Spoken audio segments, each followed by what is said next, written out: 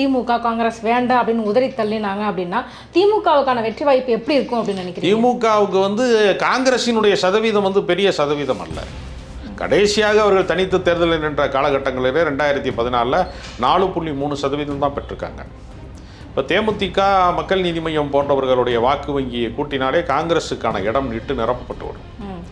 ஓபிஎஸ்சியினுடைய வருகையின் மூலமாக அவர்களுடைய சமூக வாக்கு வங்கி திமுக பக்கம் சாய்கிறது என்று சொன்னாலே அந்த இடைவெளி இட்டு நிரப்பப்படும். 96 காலகட்டங்களில் ஜெயலலிதா ஆட்சி மிக மோசமான ஆட்சி இருந்த காலத்தில் ஆண்டவனால் கூட மீண்டும் ஜெயலலிதா வந்தால் அந்த நாட்டை காப்பாற்ற முடியாது என்று ரஜினிகாந்த் குரல் கொடுக்க வேண்டிய காலகட்டத்தில எல்லாம் ஜெயலலிதாவோட தான் கூட்டணி அறிவிச்சாங்க தேசிய தலைமையில். ஒருவேளை காங்கிரஸ் தாவேகா கூட்டணி அமைந்து விட்டால் அது காங்கிரஸ் ரொம்ப பலப்பட்டு விடுமா? தாவேகாவினுடைய வெற்றி வாய்ப்புகள் எப்படி இருக்கும் அப்படின்னு நினைக்கிறேன். அதாவது அப்படி ஒரு தவறான முடிவை அவர்கள் எடுத்தால் அரசியலிலே அது ஒரு தற்கொலை முடிவாக இருக்கும். 140 வருடம் ஒரு மிக நீண்ட நூற்றாண்டுகளை கடந்து ஒரு மிகப்பெரிய வரலாற்று பேரியக்கமாக இருக்கக்கூடிய காங்கிரஸ் கட்சி நேற்று பெய்த மழையிலே இன்று முளைத்த காளானாக இருக்கக்கூடிய தாவேகா மாதிரியான கட்சியோடு ஓபிஎஸ் நான் ஏற்கவே மாட்டேன் அப்படின்னு எடப்பாடி பழனிசாமி மறுக்கிறாரோ, சசிகலாவை சேர்க்கவே மாட்டேன் அப்படின்னு சொல்கிறாரோ, அது மாதிரியான ஒரு மோசமான சர்வாதிகார பண்பு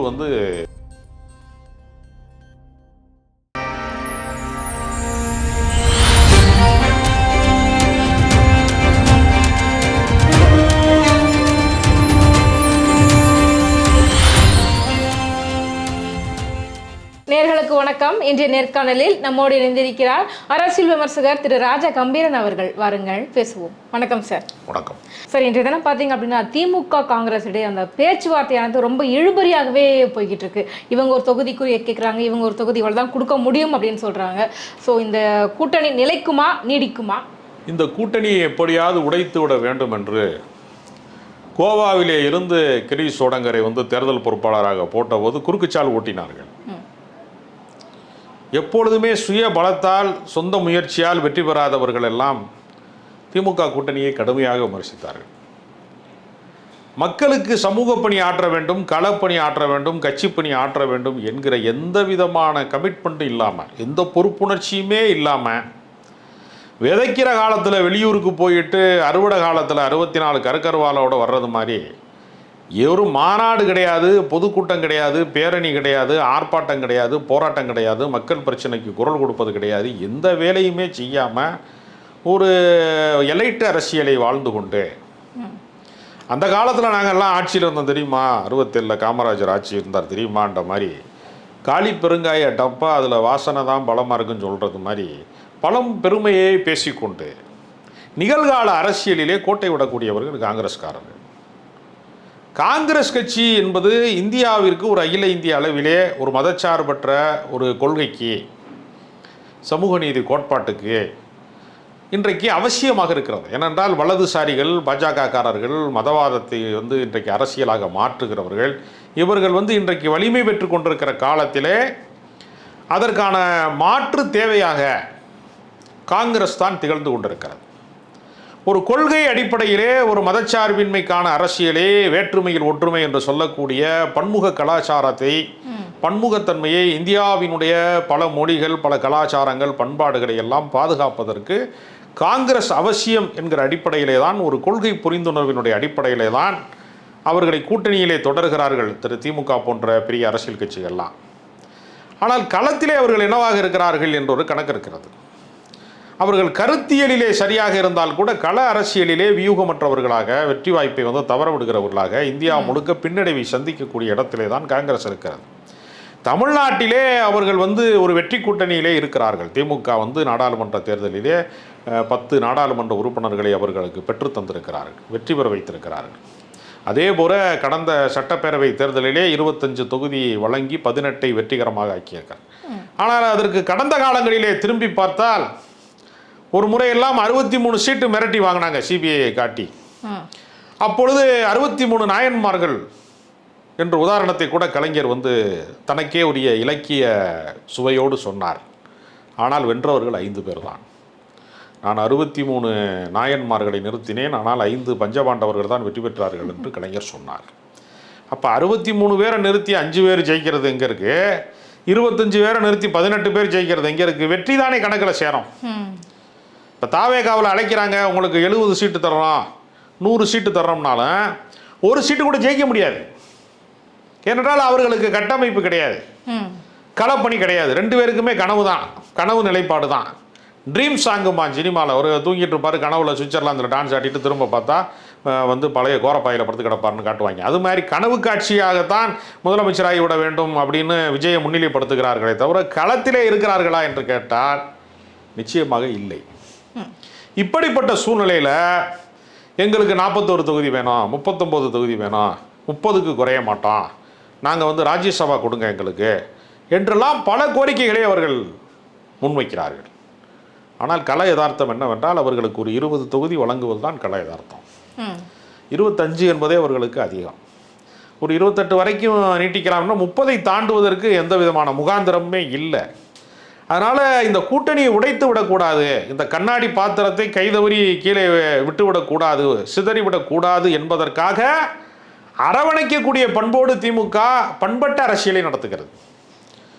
திமுக நினைச்சிருந்தா வந்து என்ன விமர்சனத்தை வேண்டுமானாலும் செய்வதற்கு தங்களுடைய இணையத்தில் இருக்கிறவர்களை எல்லாம் தூண்டிவிட முடியும். அதையெல்லாம் அவங்க செய்யலை. அவங்க செய்கிறது என்னென்னா, நாம் மக்களுக்கு நலத்திட்டங்களை செய்து கொண்டே இருக்கிறோம். இன்றைக்கு கூட விடியற் காலையில் மாற்று திறனாளிகளுக்கு, அது மாதிரி வந்து மீனவர்களுக்கு எல்லாருக்குமான உதவித்தொகை இன்றைக்கு வந்து ஏறத்தாழ ஒரு 2000, ஒரு 1200 என்றெல்லாம் சொல்லி ஒரு 4000 ரூபாய் மதிப்புள்ள உதவித்தொகைகள் வந்து இன்றைக்கு வந்து சாமானியர்களுக்கு என்று சென்றிருக்கு. எப்படி மகளிர் உரிமை தொகையில் வந்து 5000 ரூபாய் போட்டாங்களோ அதே மாதிரி இன்றைக்கு வந்து மாற்றுத்திறனாளிகளுக்கு, போராடக்கூடியவர்களுக்கு, மீனவர்களுக்கு, கடல் சாலில் வந்து மீன்பிடி தடை காலத்தில் இருக்கக்கான உதவியில் இப்படி பல நலத்திட்டங்களை அறிவித்திருக்கிறார். தேயிலை தோட்ட தொழிலாளர்கள் அவர்களுடைய நலன் சார்ந்து என்று விளிம்பு நிலை தொழிலாளர்களுக்கான உதவித்தொகையை வந்து அவர்கள் தந்திருக்கிறார். வங்கியிலே வந்து கணக்கு செலுத்தியிருக்கு. ஏறத்தாழ 40 லட்சம் பயனாளிகள் அதில் பயன் பெறுவார்கள்.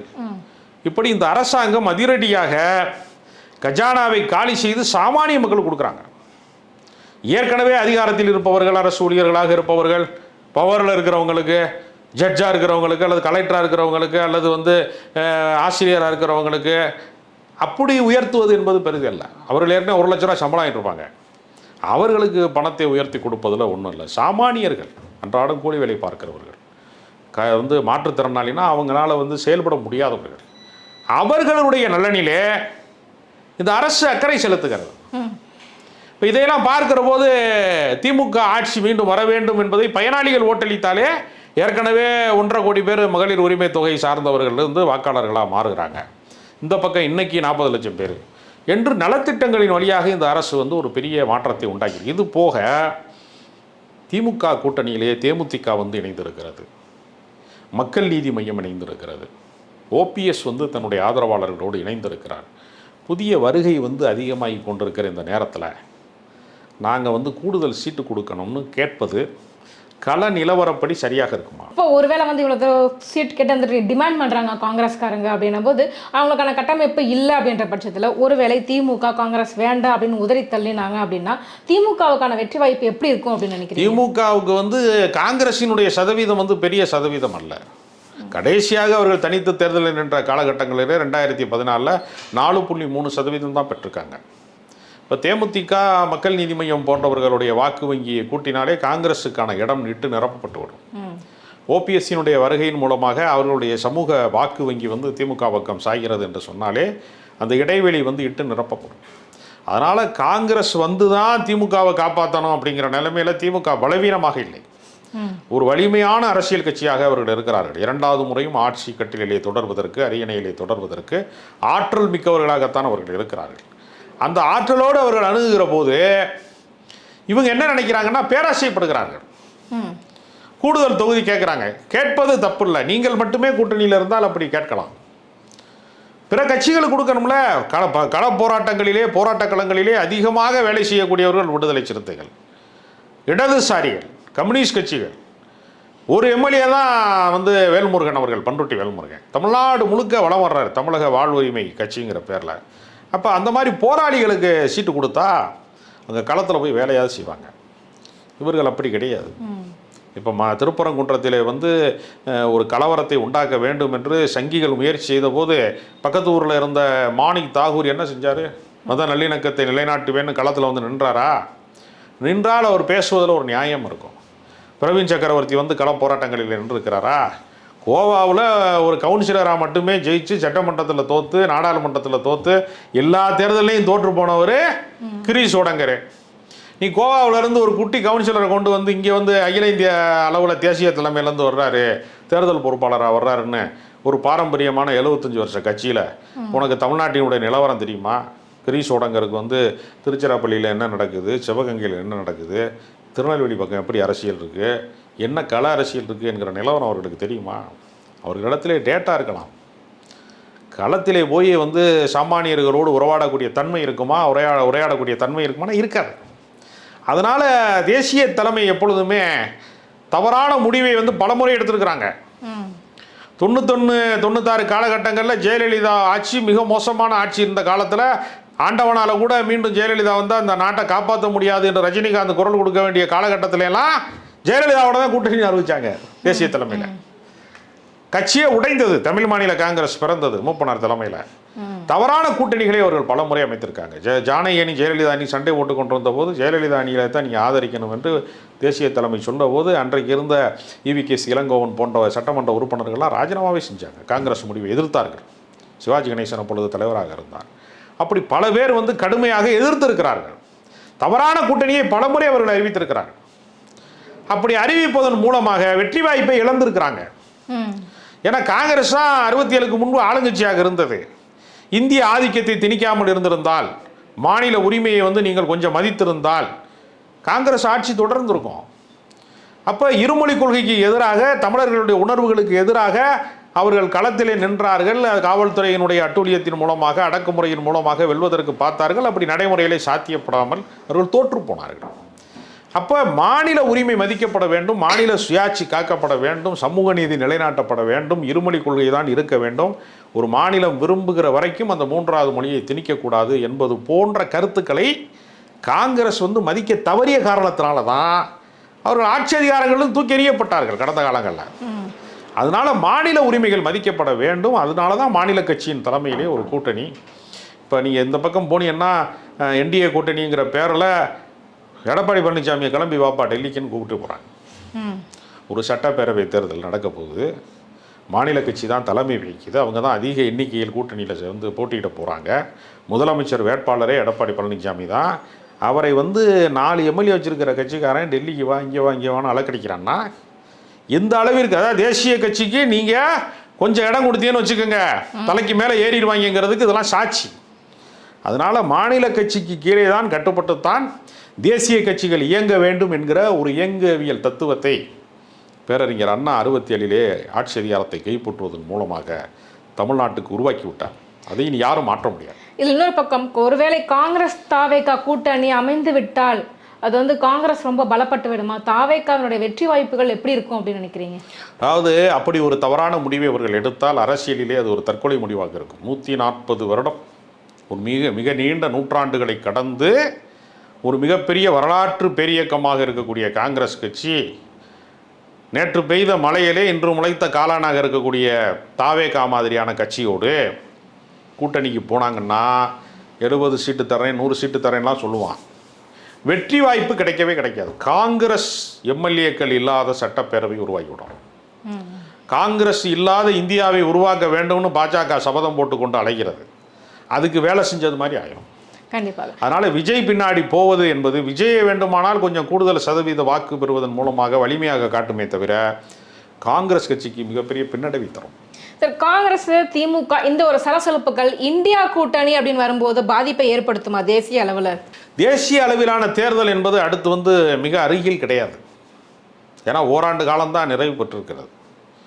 அதனால் இனி வந்து அதற்கு 29 வரைக்கும் வந்து காத்திருக்க வேண்டும். அதனால் வந்து உடனடியாக நாடாளுமன்ற தேர்தல் வரப்போவதில்லை. அதனால் அதற்கு சம்பந்தம் கிடையாது. தேசிய அளவிலே நாடாளுமன்றத்துக்கு பிரதமரை தேர்வு செய்வதற்கான வழிமுறை என்பது வேறு, மாநில முதலமைச்சரை தேர்வு செய்வதற்கு என்பதற்கான தேர்தல் வழிமுறை என்பது வேறு. இல்ல இந்தியா கூட்டணியில் திமுகங்கிறது ஒரு பிரதான கட்சியாக இருக்கும் பட்சத்தில் வந்துட்டு ஓகே நீங்க வந்து மாநிலத்திலே இவ்வளவு தூரம் பிரச்சனை பண்றீங்களா, நாங்க இதுக்கு மேல நாங்க இந்தியா கூட்டணியில் நாங்க நீடிக்கணுமா அப்படின்ற முடிவுக்கு திமுக தள்ளப்படுமா அப்படின்னு கேட்கிறேன். அதாவது திமுகவினுடைய தலைவர் ஸ்டாலின் அவர்கள் வந்து யாரையும் வந்து எடுத்தெறிந்து பேசுவது போலவோ தூக்கி எறிவது போலவோ ஒரு சர்வாதிகார போக்கை எப்படி வந்து ஓபிஎஸ் நான் ஏற்கவே மாட்டேன் அப்படின்னு வந்து எடப்பாடி பழனிசாமி மறுக்கிறாரோ, சசிகலாவை சேர்க்கவே மாட்டேன் அப்படின்னு சொல்கிறாரோ, அது மாதிரியான ஒரு மோசமான சர்வாதிகார பண்பு வந்து ஸ்டாலின் அவர்களிடத்தில் இல்லை. அவர் ஜனநாயக பூர்வமாக இருக்கக்கூடியவர். அதனால் இந்தியா கூட்டணியிலேயே வந்து பலவீனப்படுத்துவதை திமுக விரும்பவில்லை. அப்படி பலவீனப்படுத்த நினச்சிருந்தால் இப்பயே காங்கிரஸை விரட்டி விட்டுருப்பாங்க. இந்த கூட்டணி உடையக்கூடாது என்பதற்காகத்தான் ப. சிதம்பரம் வந்து தானே முன் வந்து பேச்சுவார்த்தை நடத்தி கொண்டிருக்கிறார். டெல்லியினுடைய தலைமைக்கு தெரிவிப்பதற்கு தயாராக இருக்கிறார். கிரீஷ் சோடங்கர் இந்த பக்கம் வரவேணான்னு சொல்லியிருக்காங்க. மல்லிகார்ஜுன கார்கே வந்து அதை வந்து சரி செய்வதற்கு முயற்சி செய்து கொண்டிருக்கிறார். செல்வ பெருந்தகை இந்த கூட்டணியிலே இருக்கிற சலசலப்பு இன்றையோடு தீர்ந்துவிடும், நல்ல முடிவு வரும் என்று சொல்லி திமுக கூட்டணியில் தொடர விரும்புவதாகத்தான் செல்வ பெருந்தகை போன்றவர் சொல்லுகிறார்கள். ப. சிதம்பரம் போன்றவர்கள் அதற்கு உறுதுணையாக இருக்கிறார்கள் என்கிற போது எதிர்கருத்துக்கு ஒரு சலசலப்பிற்கு இடம் இன்றோடு முடிந்துவிடும் நான் நினைக்கிறேன். எங்க கேள்வியில் இருக்கிறவோ சிறப்பான பதில் சொன்னீங்க, ரொம்ப நன்றி.